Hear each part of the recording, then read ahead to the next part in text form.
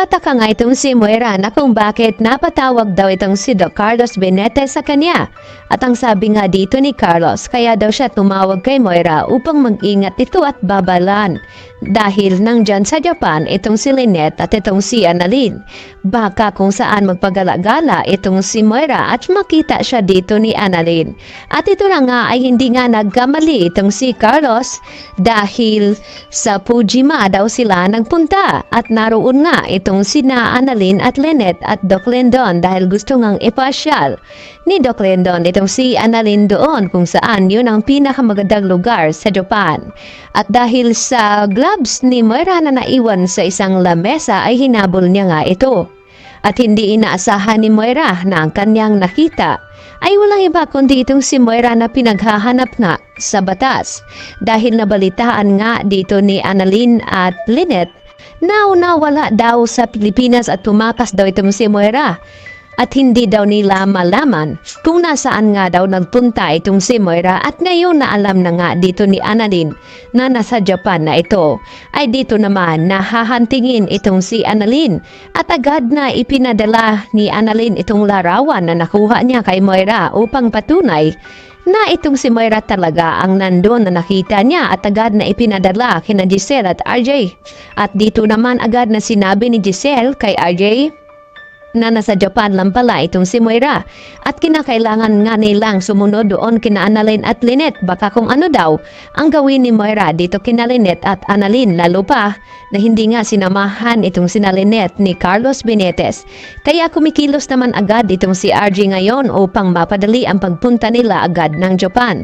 Lalo na't nagbibigay ng pabuya itong si Giselle na 1 million pesos kung sino man ang makapagturo kung nasaan nga naroon itong si Moira. At ngayon na alam na nga dito ni Annalyn ay mas mapapadali ang paghahanap nila ni Moira.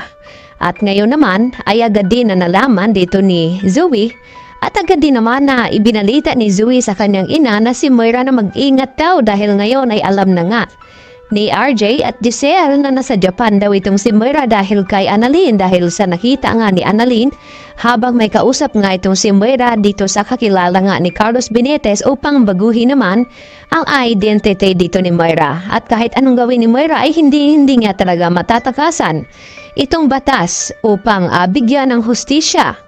Ito nangyari kay Don Pepe at hindi naman titigil itong si Giselle na gano'n na lamang na makakatakas itong si Moira sa batas.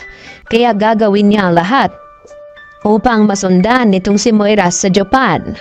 At dito naman na kinausap din ni Lynette itong si Doc Lindon Javier at tinanong kung may gusto ba daw siya dito kay Annalyn. At agad na hindi naman makakasagot itong si Doc Lindon at baka hindi rin niya aminin dito kay Lynette at nahihiya lamang ito.